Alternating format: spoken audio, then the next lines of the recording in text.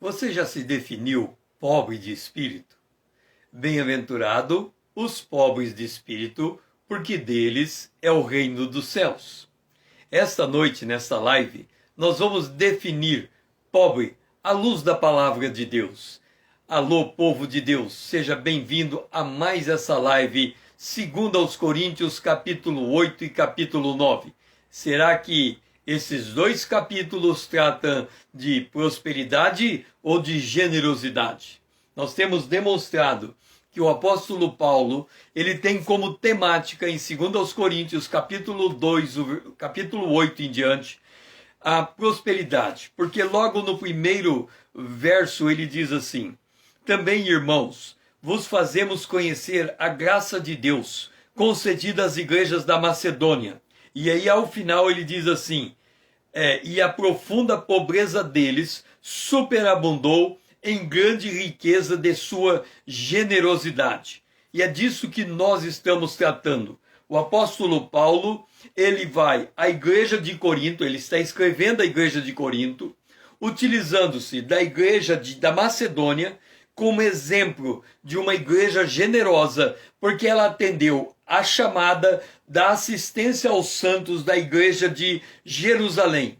As igrejas da Macedônia perceberam que na necessidade da igreja de Jerusalém, que passava por grande fome, elas perceberam naquele evento uma oportunidade para desenvolver a virtude da generosidade. O que é generosidade? Generosidade é dar na medida exata, dar com senso de medida, dar com equilíbrio, dar com conhecimento de causa, dar com motivação correta, dar com o prazer de ajudar.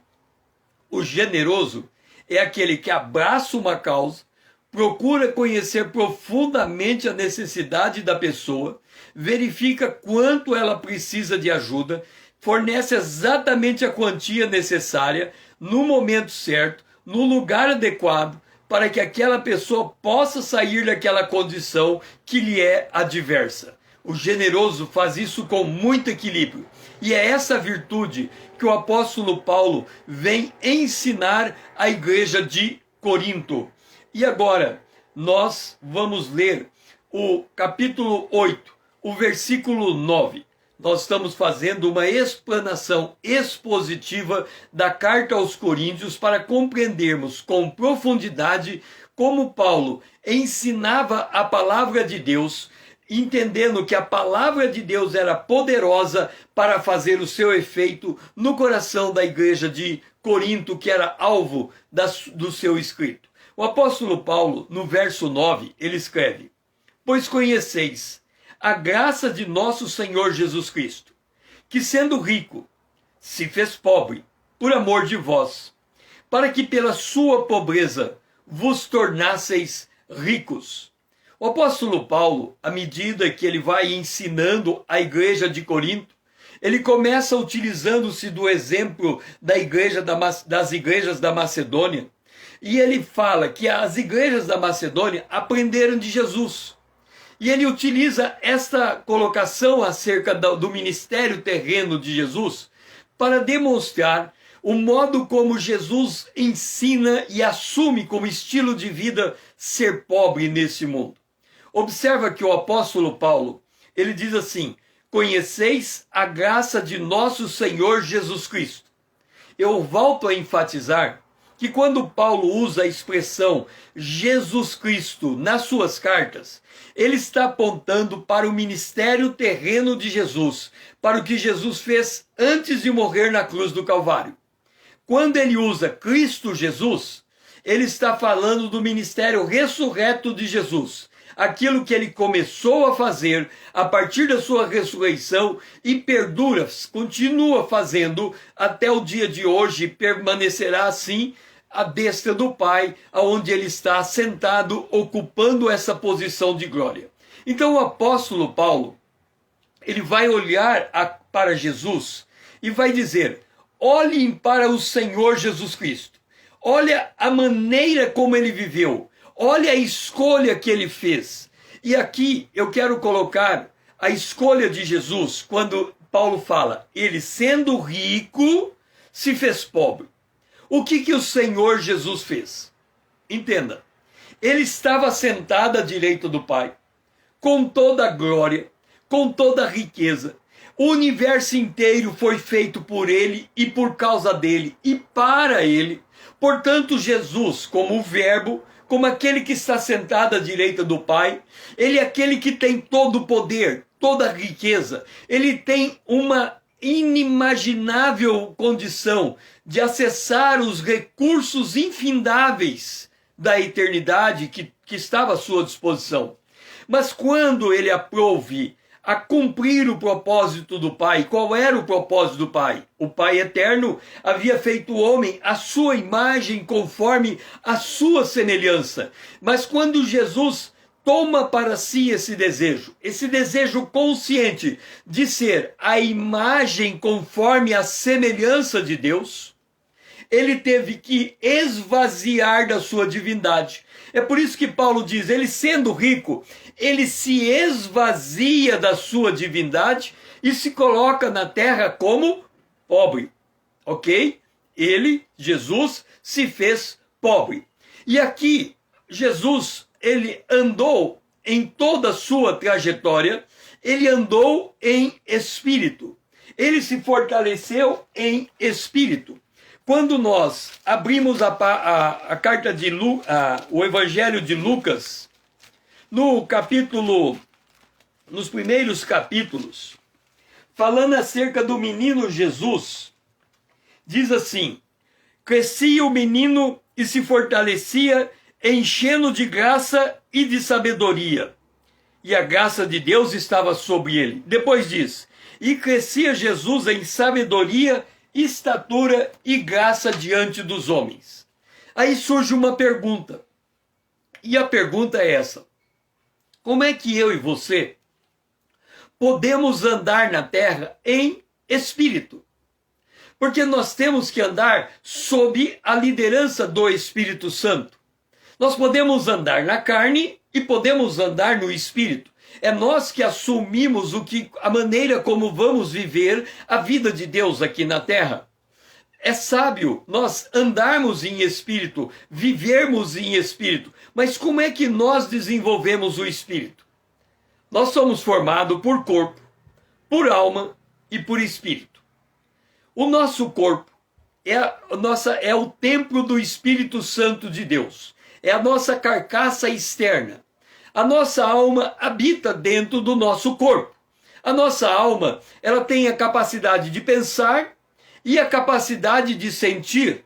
Ela tem a capacidade de se utilizar de todos os sentidos humanos. Da audição, da visão, do paladar, do tato e do olfato. Então, todos esses sentidos, eles transmitem para a alma as impressões do mundo externo.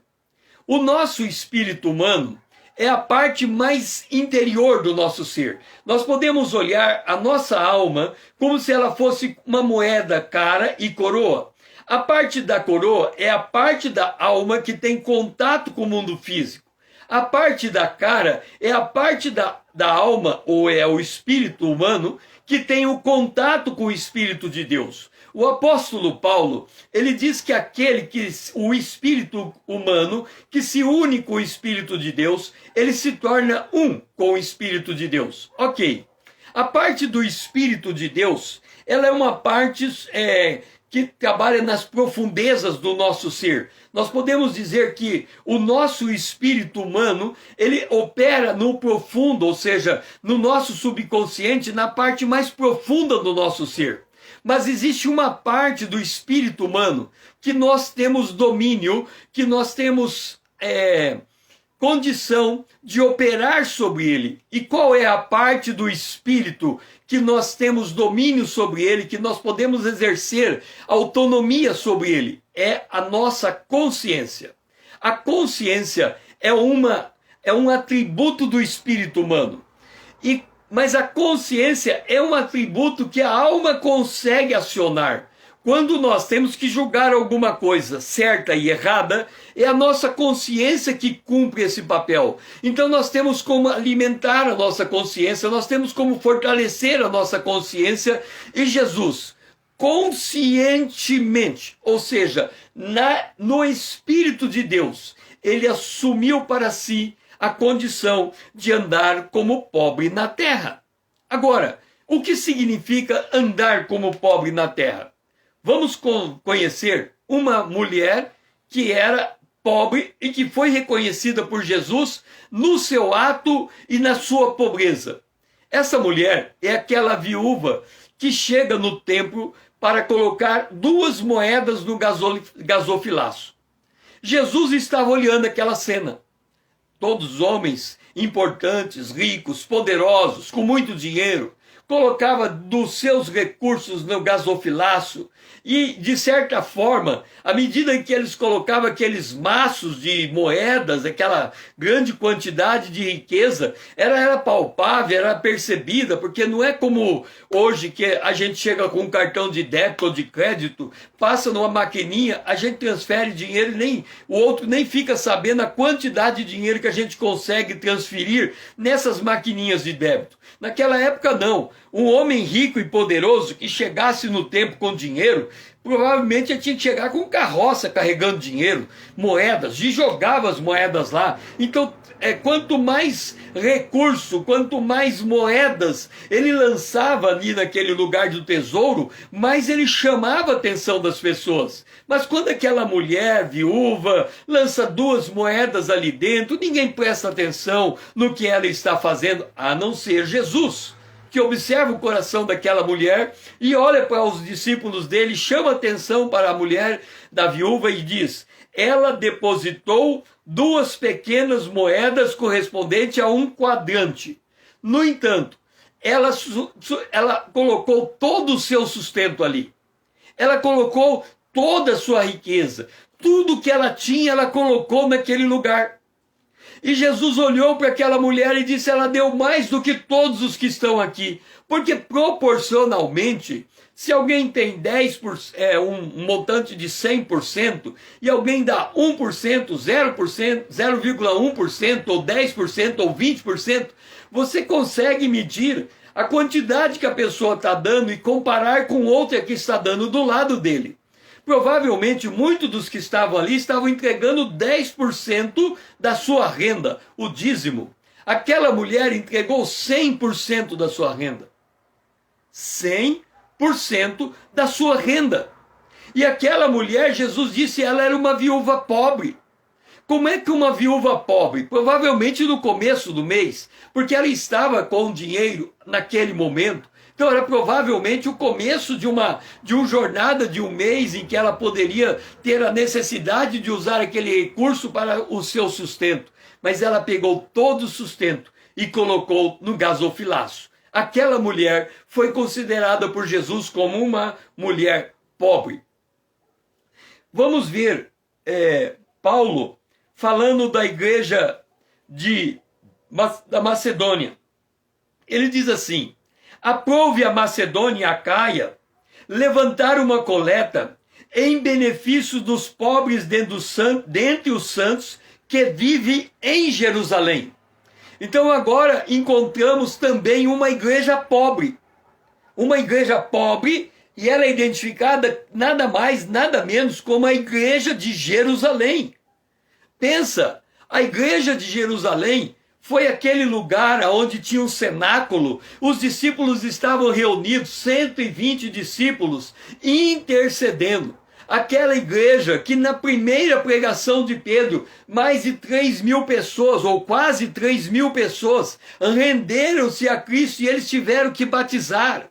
Aquela igreja que na segunda pregação, mais de 5.000 pessoas se converteram a Cristo e tiveram que agregar. Aquela igreja que teve que separar diáconos, porque os crentes traziam tudo em comum, eles traziam seus recursos como Barnabé, por exemplo, ele vendeu uma propriedade, ele trouxe todo o dinheiro da sua propriedade e colocou aos pés dos apóstolos. Então era uma igreja que teve que constituir um corpo diaconal para administrar os seus recursos financeiros. Ele tinha que receber os recursos e eles davam os recursos às viúvas, aos pobres. Havia um rol de viúvas. A Bíblia até aconselhava que a viúva que pudesse ser atendida pela sua família não fosse pesada a igreja.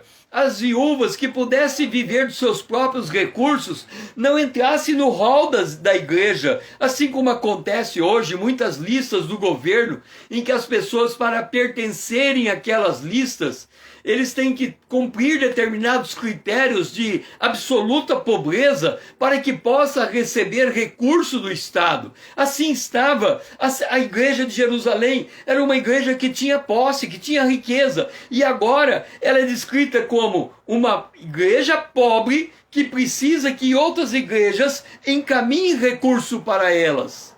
Por quê? O que aconteceu? O que mudou?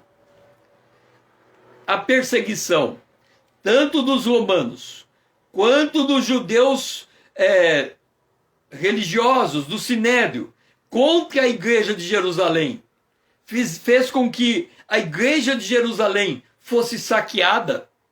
A igreja de Jerusalém, os seus membros, quando eles se identificavam como cristãos, eles perdiam o emprego que tinham, ou se alguém tinha alguma posse, eles perdiam o direito ao patrimônio deles, como acontece hoje em muitos países do Oriente Médio, mesmo da África, da Ásia, em que cristãos que recebem Jesus Cristo, eles têm que fazer a opção de perder o patrimônio, perder a posição social, perder tudo que tinha. Por quê?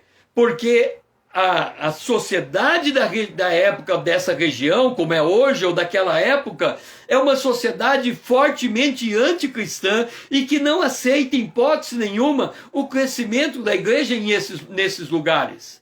E aí nós encontramos na igreja de Jerusalém pobres precisando de assistência. E encontramos nas igrejas da Macedônia uma igreja generosa que resolve levantar recursos para estas igrejas.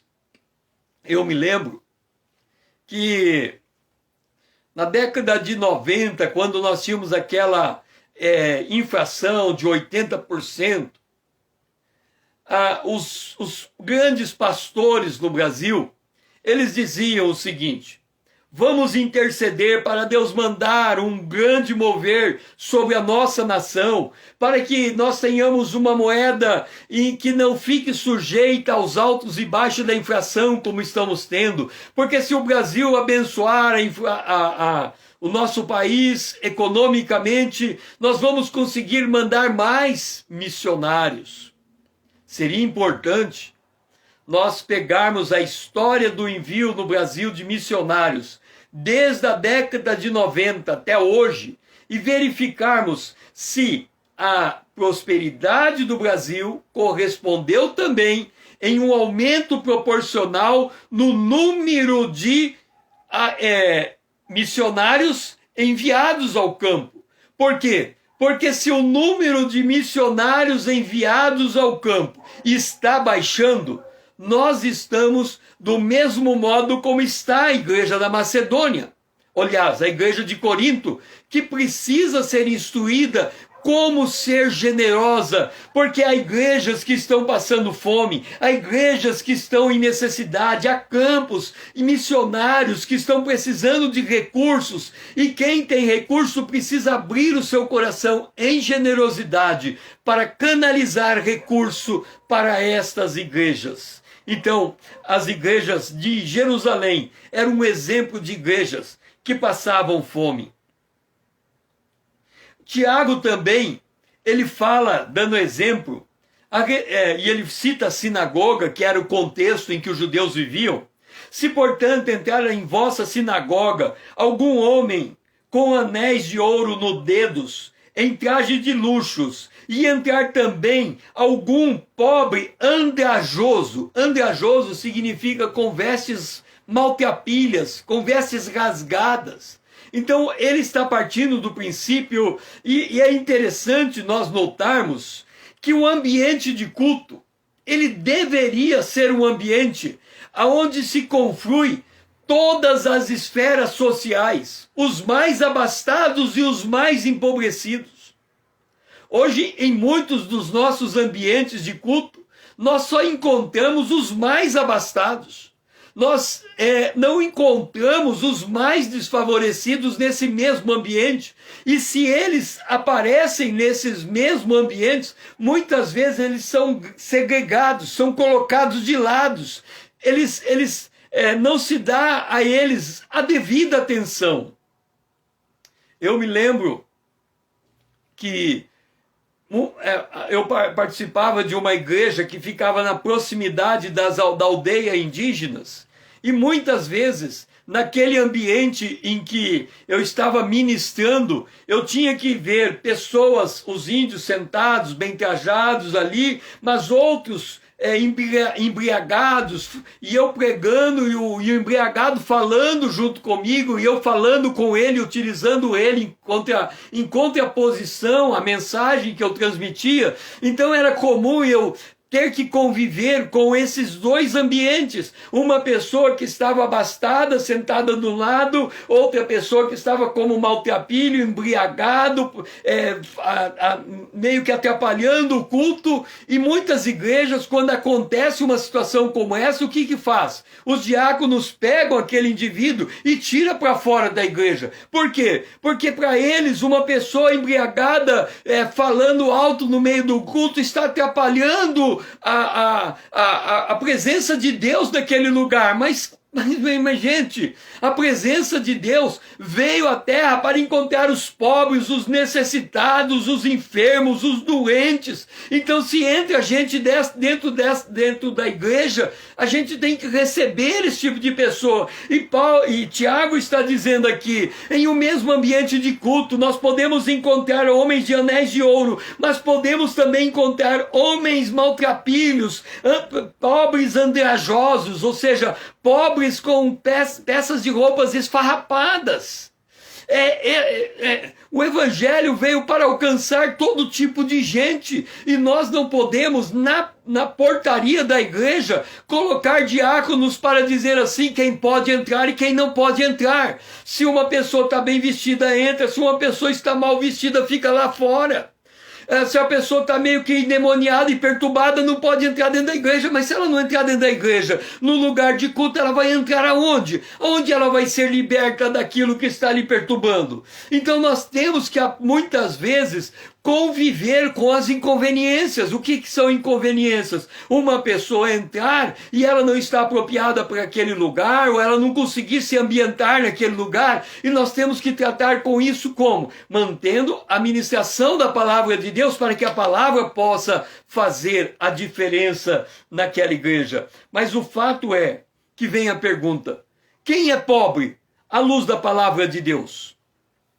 O pobre é associado àquele que não tem dinheiro, bem ou qualquer outra coisa. Portanto, o pobre é aquele que depende de recursos financeiros vindo de algum outro. Deixa eu fazer de novo a definição, presta bem atenção. O pobre é associado com aquele que não tem dinheiro, não tem bens, não tem qualquer outra coisa. O pobre é alguém que depende de recurso financeiro vindo de alguma outra pessoa. Este é o pobre. Novamente, o pobre é aquele que a gente encontra no trânsito, quando ele bate na nossa janela, ele pede dinheiro, e se você perguntar, ele vai dizer que dorme embaixo de marquises, ele mal tem aquela roupa do corpo, ele depende de alguém que lhe ofereça sopão para que ele possa comer. Se não houver sopão, ele não tem como se alimentar, ele depende da assistência social do governo quando ele está enfermo, para que seja levado a um lugar de tratamento. E muitos desses pobres nem querem sair da rua, eles só querem ter o mínimo de condição de vida, eles fizeram aquilo o seu estilo de vida. Este é o pobre. O pobre é aquele que não tem dinheiro. E quem é o rico? O rico é alguém dotado de segurança e liberdade financeira. O rico é alguém provido de bens. Os bens que ele tem é muito acima da sua necessidade. O rico, se você for na casa de qualquer pessoa que seja rico, você vai abrir o guarda-roupa dele, ele tem uma roupa para cada dia da semana. Você vai ver os sapatos dele, ele tem sapatos diferentes para cada situação. Ele tem um sapato um tênis para o esporte, um sapato para passeio, um sapato para trabalhar. O rico tem um carro, tem também uma bicicleta, tem uma moto. Ele pode ir de carro, pode ir de bicicleta, pode ir de moto trabalhar, pode ir de ônibus, pode ir de Uber. O rico é aquele que tem condição de almoçar em casa, ou então, se algum dia ele está chateado, ele vai almoçar se ele quer mudar de ambiente, ele vai almoçar no restaurante. O rico é aquele que pode andar no shopping. O rico é aquele que tem algum tipo de posse. Então, nós temos o pobre, alguém que depende do outro para viver, e o rico, aquele que pode fazer as suas escolhas. Ele pode ir no cinema, deixar de ir, ele pode ter lazer, deixar de ter, ele pode comprar um livro, deixar de comprar o livro. O rico é aquele que tem algum grau de liberdade financeira. Agora, aonde que está o nosso drama? Porque a gente consegue entender, o pobre é pobre, não tem dinheiro, precisa de alguém para lhe sustentar. O rico é rico, ele tem a sua liberdade, ele pode fazer isso e aquilo. Agora, qual é o drama? O drama está em Mateus, capítulo 5, o versículo 3, que diz: bem-aventurado os humildes de espírito, porque deles é o reino dos céus. Presta atenção. Bem-aventurado a gente pode usar a palavra pobres, os pobres de espírito, porque deles é o reino dos céus. E agora, como é que fica? O pobre é aquele que depende de alguém para poder viver. O rico é aquele que tem a sua liberdade, faz o que quer e não presta conta para ninguém. E agora vem Jesus e faz essa declaração extraordinária. A primeira bem-aventurança citada por ele. Bem-aventurados humildes de espírito, porque deles é o reino dos céus. E quando ele faz essa colocação, ele usa a palavra que no hebraico é pitosheu. Pitosheu. É a transliteração da palavra hebraica humilde ou pobre.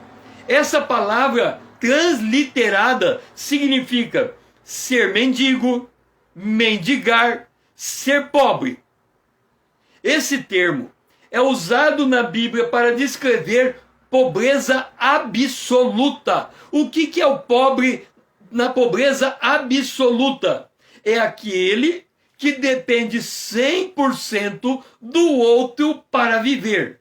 Hoje, poucas igrejas absorvem esse tipo de pobre. Quem absorve esse tipo de pobre é o governo. O governo tem programas sociais para atender exclusivamente aqueles que eles chamam de abaixo da linha da pobreza. Ou seja, aqueles que não têm condição, por seu próprio esforço, por sua própria de comer, de beber, de tomar banho, de dormir.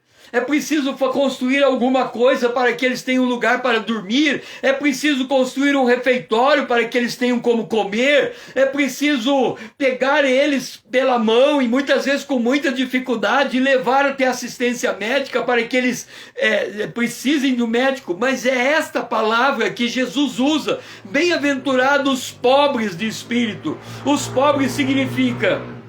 Quando o Senhor declara ser bem-aventurado o pobre de espírito, ele faz menção daquele que depende totalmente do outro para poder viver, pois está destituído de todos os seus bens, patrimônios, riquezas e dinheiro. é uma pessoa que não tem influência ou poder, sem recurso algum à sua disposição. Deixe-me abrir um parênteses aqui. Quando a gente lê a palavra de Deus, nós encontramos no Apocalipse a carta às 7 igrejas. Quando lemos a última igreja, a igreja de Laodiceia, todos os estudiosos do Apocalipse, eles colocam que as igrejas representam as eras. Cada igreja do Apocalipse representa um período da história da igreja. É uma maneira de enxergar a carta às 7 igrejas. Haviam 7 igrejas no dia de João, quando ele escreveu. Ele mandou para 7 igrejas que havia naquele lugar. No entanto, ele escreveu também para sucessivas etapas ou era da igreja ao longo da história. E eles dizem, os estudiosos, que a igreja de Laodiceia representa a igreja dos últimos dias. E o que é dito acerca dessa igreja? Tu dizes, estou rico e abastado, não preciso de coisa alguma. Estou rico e abastado, eu não preciso de coisa alguma. Agora vamos olhar o que Jesus diz em Mateus capítulo 5, versículo 3. Bem-aventurado os pobres de espírito, porque deles é o reino dos céus. E esta igreja, que se coloca como uma igreja rica e abastada, aonde que ela coloca Jesus? Para o lado de fora. Porque Jesus a essa igreja diz, eis que eu estou à porta e quero entrar. Ou seja, quando a igreja assume a posição de riqueza, ela tira Jesus da igreja. Observa, a igreja hoje, eu estou falando da igreja institucional, não da igreja corpo de Cristo. A igreja institucional de hoje, à medida que ela cresce, o que ela busca? Poder político. Tem muitas igrejas hoje no Brasil que constituíram para si um partido político. Por que elas constituíram um partido político? Porque elas entendem que é mediante o exercício do poder dentro do Congresso Nacional, inclusive com a aspiração de ter um presidente cristão, é que ela vai conseguir, eu nem sei como dizer isso, implantar o reino de Deus no Brasil. Porque o reino de Deus, ele só pode ser implantado visivelmente na terra quando Jesus voltar. Então seria como implantar o reino de Deus no Brasil pela força da lei, pela força do braço e não pelo poder de Deus. Se nós lermos o Novo Testamento inteiro, nós não vamos encontrar em nenhum momento nenhum dos apóstolos dizendo que a igreja deveria subverter o poder de Roma, derrubar o poder de Roma. O apóstolo Paulo, quando ele fala acerca da interferência que a igreja pode fazer no governo humano, ele diz que a igreja deve interceder por todos os homens, deve interceder por aqueles que estão em autoridade, para que possa viver dias de paz. O que é então o poder da igreja? É ela reconhecer a sua fraqueza. Por quê? O pobre é aquela pessoa que não tem influência e não tem poder. Ora, se nós temos uma igreja, um corpo de Cristo bem sadio, um corpo de Cristo bem-aventurado, um corpo de Cristo que é pobre de espírito, o que é esse corpo de Cristo? Ele é aquele que conscientemente reconhece que ele não tem poder, ele não tem influência. Qual é a influência, então, de um cristão nesse mundo? A Bíblia diz que o rei inclina o seu coração para o lado que Deus determina. Se é Deus que inclina o coração do rei, qual é o papel da igreja? Interceder a Deus para que ele incline o coração do governante em direção a gerar políticas públicas para que a igreja possa ter dias tranquilos. Ela não vai alcançar isso exercendo poder político, ela vai alcançar isso exercendo intercessão. Pois bem, Jesus disse, o pobre de espírito. Lembra que no começo falamos que andar em espírito significa andar consciente da presença de Deus, da soberania de Deus, da vontade de Deus, e viver nessa consciência, o pobre de espírito. Ser pobre de espírito, alguém nessa condição, alguém que assume que é pobre de espírito, ou seja, alguém que assume que não tem poder político, que não tem poder social, que não tem poder econômico, alguém que assume que ele depende totalmente do outro para viver, nesse caso, esse outro é Deus, o Pai. Então, quem é o pobre de espírito? É aquele que decide viver neste mundo totalmente dependente de Deus.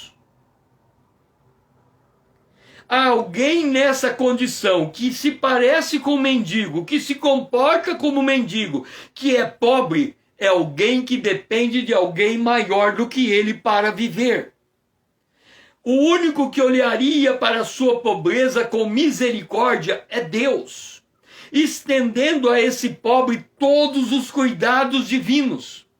Então, ser pobre de espírito é assumir a sua condição de criatura dependente do Criador em todos os aspectos de sua vida, não importa o grau social que você ocupe. Por que é que nós costumamos dizer o seguinte? A pessoa recebe Jesus como Salvador, depois que ela ganha algum dinheiro, ela se esquece de Deus e somente quando ela está passando por uma provação, ela volta para a presença de Deus. Por que nós dizemos isso? É porque quando a pessoa adquire riqueza, ela passa a entender que a sua capacidade de ficar rica vem da sua força, da sua sabedoria, da sua competência, da sua habilidade, e não de Deus. Então ela entende que ela conquistou aquilo. Tanto é que no mundo a pessoa fala assim, você já se realizou profissionalmente? Você já se realizou financeiramente? Você já alcançou o teu sonho, o teu patrimônio? É sempre no sentido da pessoa, mediante a sua energia, mediante a sua força, mediante a sua capacidade, alcançar aquilo. E eu vi alguém conversando nesse sentido, ele dizendo que ele tinha prosperado, ele tinha um grande negócio, ele tinha muitas pessoas dependendo dele, e ele dizia, olha, eu entendo que Deus me deu saúde e sabedoria, por isso que eu alcancei essas coisas. Ou seja, ele, na verdade, se olhar do jeito que ele está dizendo, Deus me deu sabedoria e saúde, e o resto eu alcancei, ele está dizendo, isso foi, tendo isso que Deus me deu, é suficiente para que eu, mediante o meu esforço, alcance o que eu preciso alcançar. Então ele só dependeu de Deus naqueles dois quesitos que ele está citando, a sabedoria e a saúde. O resto é coisa dele, é esforço dele, é capacidade dele. Mas o salmista, no Salmo 134, o verso 6, ele diz, clamou esse aflito, e o Senhor o ouviu, e o livrou de todas as suas tribulações. Quando a gente vai trabalhar, fazer qualquer coisa, nós enfrentamos dificuldade, obstáculos, tribulações. Essas tribulações, esses obstáculos, essas dificuldades, essas contrariedades, essas incompreensões, essas faltas de comunicações, esses desencontros, esses desarranjos, são objetos de nossa intercessão a Deus. E o que fazemos? Nós não intercedemos. Nós dizemos, não, isso aqui eu resolvo, isso aqui eu encontro, eu vou por aqui, eu vou por ali, eu faço isso, eu faço aquilo, eu pego aqui, eu vou rolar, e aí a gente vai tentando resolver os próprios problemas que estão vindo diante de nós, e muitos deles causados pela nossa própria atitude. A gente resolve uma coisa e cria um outro problema, resolve uma coisa e cria outro problema, e resultado, nós ficamos cada vez mais distante dos nossos objetivos, até quando tudo se desarranja. Então voltamos a Deus e buscamos sabedoria. O que o salmista diz? Aliás, Salomão diz: reconhece o Senhor em todos os teus caminhos, e ele endireitará as tuas veredas. Este é o pobre, é aquele que clama, é aquele que está na dependência, é aquele que ouve e busca o Senhor e sabe que o Senhor está ouvindo as suas orações em todo o tempo. Vamos dar um exemplo de novo, já demos antes. Do pobre, do pobrezinho, do quase miserável, do absolutamente necessitado rei Davi. O que se observa de Davi quando ele ora, dizendo: eu preciso de ti, eu sou pobre e necessitado, é que Davi reconhecia a sua profunda dependência material e espiritual diante de Deus. Davi reconhecia a si mesmo como alguém que nada possuía. Para Davi, tudo quanto tinha provinha do Senhor, e que ele próprio, o rei, estava na inteira dependência de Deus. Vamos considerar um pouco a vida de Davi para ver como Davi, um grande homem, podia ao mesmo tempo ser absolutamente pobre. Davi está cuidando das ovelhas do seu pai. Chega o profeta Samuel. O profeta Samuel, por orientação de Deus, unge Davi rei de Israel. Qual é a primeira missão de Davi, rei de Israel? Enfrentar Golias. Davi enfrenta Golias e derruba, mata Golias. Qual a segunda grande missão de Davi, o rei de Israel? Tocar música para acalmar os demônios do rei Saul. Era a missão dele. Até que um dia Saul reconhece Davi um homem habilidoso, seja na música, seja na guerra, e coloca Davi como general. E depois o que acontece? Saul fica enciumado, porque as mulheres começam a cantar. Saul matou 1000, Davi matou 10.000. E Saul disse: se continuar desse jeito, logo o povo vai transformar Davi rei de Israel. Olha, a Bíblia diz que quando Deus ungiu Davi como rei, ele já tinha rejeitado Saul. No dia que Davi foi ungido rei, ele poderia sair dali e dizer: eu sou rei de Israel, da Saul, sai daí porque eu vou tomar o teu lugar. Ele não fez. Ele continuou a sua vida esperando em Deus. Ele se tornou general esperando em Deus. Mas aí Saul, por causa da inveja, começa a perseguir Davi. 2 vezes Davi teve a oportunidade de matar Saul. E Davi disse: longe de mim tocar no ungido de Deus. Hoje essa expressão, longe de mim tocar nos ungidos de Deus, elas ficam como uma expressão etérea, as pessoas não entendem isso. O que Davi estava dizendo é o seguinte: a posição daquele ungido é minha. Eu sou rei de Israel, mas eu não vou tomar atitude para eu me colocar no lugar dele. Essa obra é de Deus. É Deus que vai fazer isso, portanto é Deus que vai tirar Davi daquele lugar e me colocar no lugar dele.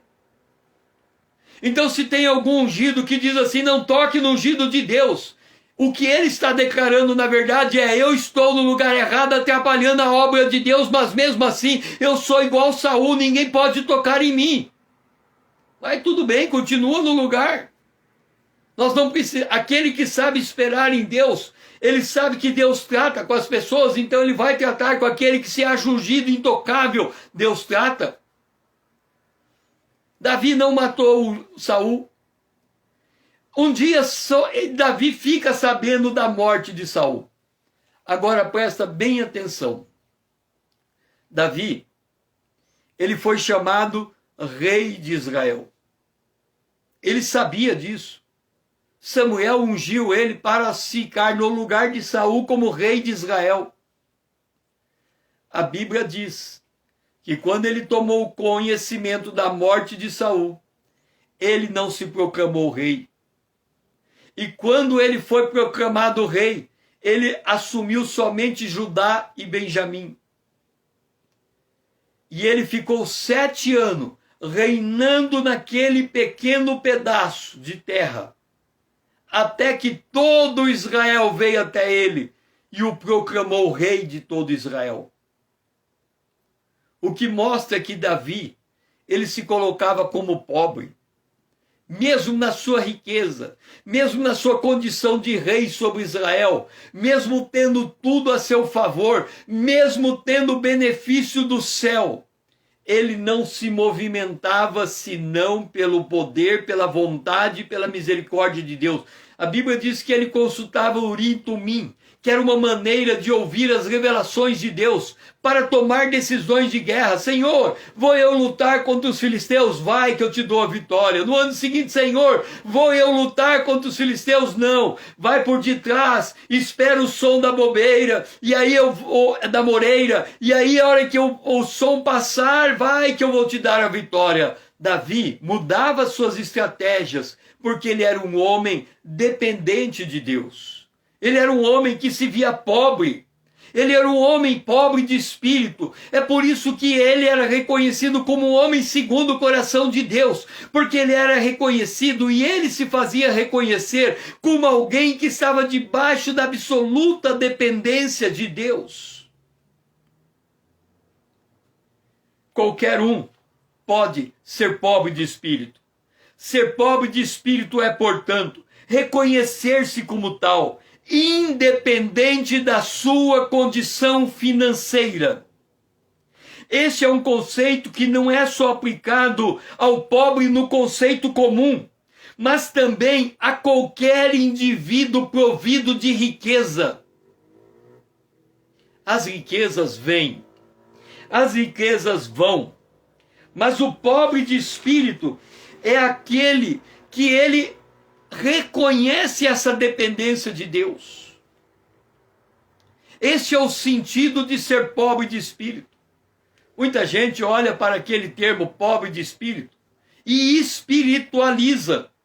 Não, eu sou pobre de espírito no sentido em que eu tenho fé em Deus, eu desenvolvo meu espírito, eu cresço o meu caráter, mas a minha parte financeira, eu não posso ser pobre, eu tenho que ter dinheiro, eu tenho que ser rico, eu tenho que alcançar os meus alvos e os meus sucessos. Ninguém disse que não deve. O que a palavra de Deus está dizendo é que em tudo nós estamos na dependência de Deus, quer seja para nós fazermos uma coisa comum, como fazer uma coisa eminentemente espiritual, como prestar um culto a Deus. Nós precisamos da unção do Espírito Santo para que o nosso culto seja todo agradável a Deus. Mas nós também precisamos da presença, do poder, da misericórdia e da graça de Deus para aquilo que vamos fazer. Deixa eu te dizer uma coisa. Você que acha que ser rico financeiramente não lhe dá a necessidade de ser declarado pobre diante de Deus, pobre de espírito. Alguns anos atrás, um presidente levantou mal-humorado. Ele deu uma ordem à sua ministra e todos os brasileiros, mais de 120 milhões de brasileiros, só ficaram com R$50 na conta bancária. Tanto o rico quanto o pobre todas as esferas sociais, num determinado dia no Brasil, todos tiveram a mesma quantidade de dinheiro. Agora, para um pouco e pensa.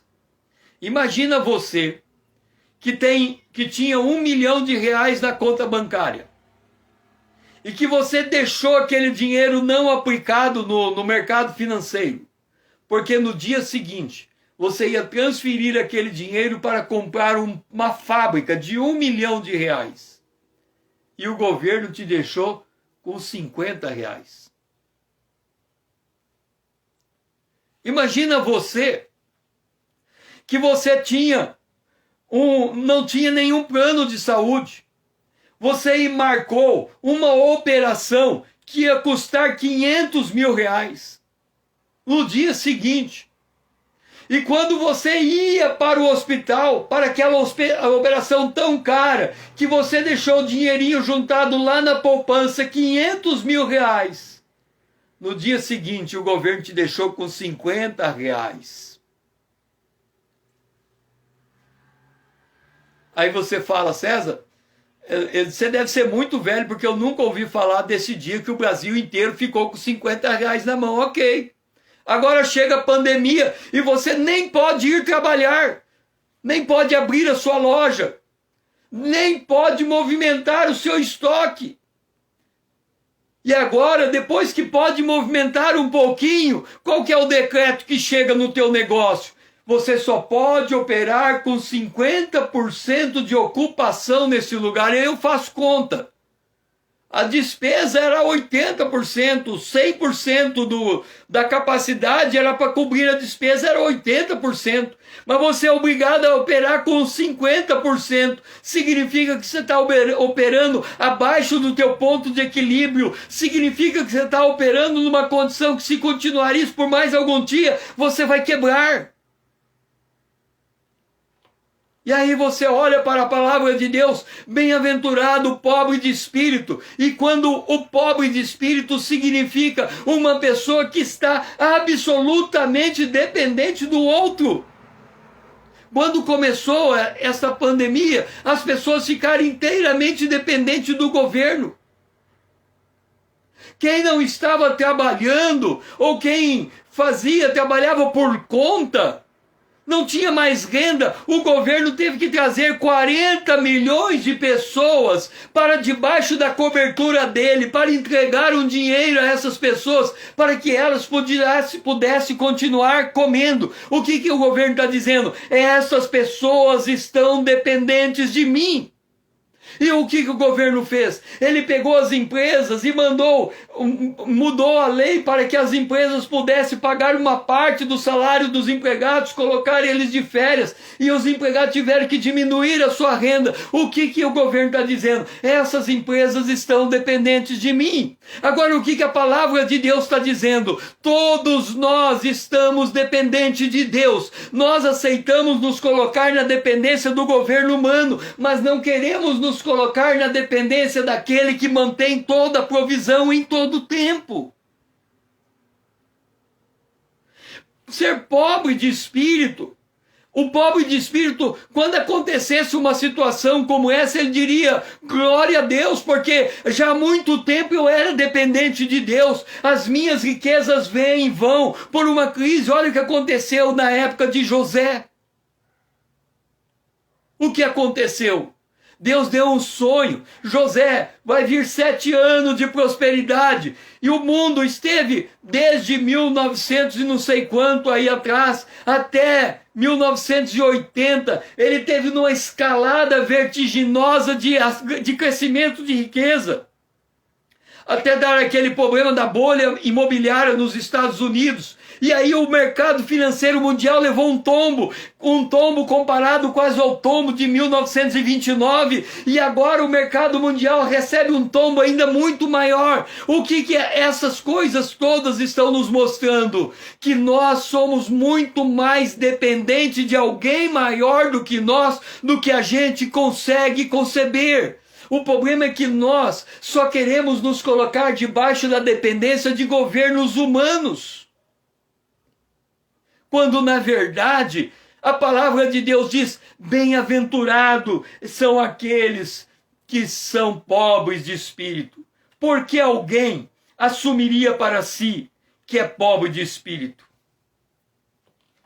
Obviamente, a decisão de se fazer pobre de espírito não é exclusivamente da vontade humana. É preciso que o próprio Deus atue em meia circunstância para fazer alguém se ver completamente destituído de bens, ainda que possa conservar a riqueza aos olhos do seu semelhante.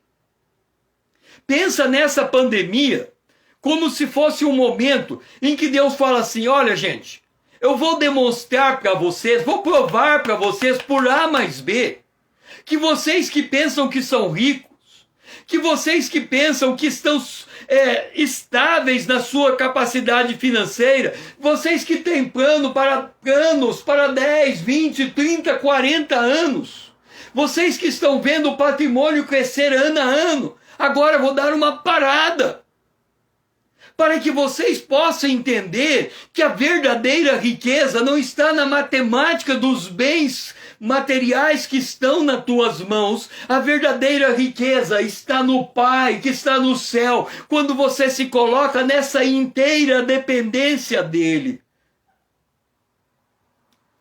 É por isso que Deus disse a Israel, lá no deserto: não digas, pois, no teu coração: a minha força e o poder do meu braço me adquirir essas riquezas. Antes te lembrará do Senhor teu Deus, porque é Ele que te dá força para adquirir as riquezas, para confirmar a sua aliança, que sob juramento prometeu a teus pais, como hoje se vê. Se nós entendermos isso, que a nossa riqueza vem do Senhor, se nós entendermos que o Senhor é o Senhor dos céus e da terra, que Ele é dono do ouro e da prata, nós estamos preparados para os dias atuais. Porque não é o governo que vai determinar o nosso futuro. Porque não são planos econômicos que vão determinar o nosso futuro. Porque nós entendemos e conscientemente nos colocamos debaixo daquele que é dono dos céus e da terra, do ouro e da prata. Acima de todos os bancos centrais do mundo está o nosso Deus que comanda todas as coisas. Logo, todos nós somos pobres e dependente. Paulo escreveu em Romanos 14, 7 e 8: porque nenhum de nós vive para si mesmo, nem morre para si. Porque se vivemos, para o Senhor vivemos. Se morremos, para o Senhor morremos. Quer pois vivamos ou morramos, somos do Senhor.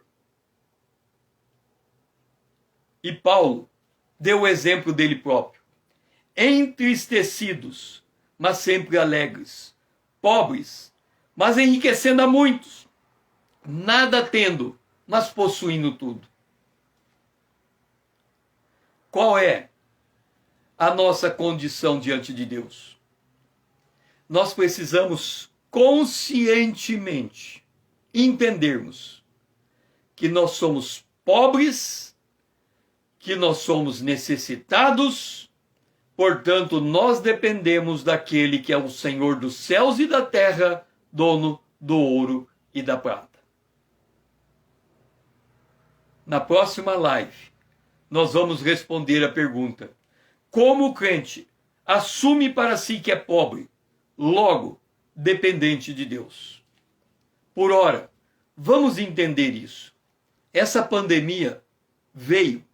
Se ela veio com propósito de Deus, e ela veio com propósito, Deus usa essa pandemia para nos instruir alguma coisa. Se há algo que o Senhor quer nos instruir, é isto. Primeiro, o Senhor quer nos fazer generosos, para ajudar quem está precisando. Mas Ele precisa mudar a nossa mente, para nós entendermos que tudo em nossa volta é instável, que pode entrar em absoluto desequilíbrio Por mais que a gente pense que tenhamos segurança, mas se nós nos vermos como pobres e necessitados, nós temos um Deus de contínua provisão para nós.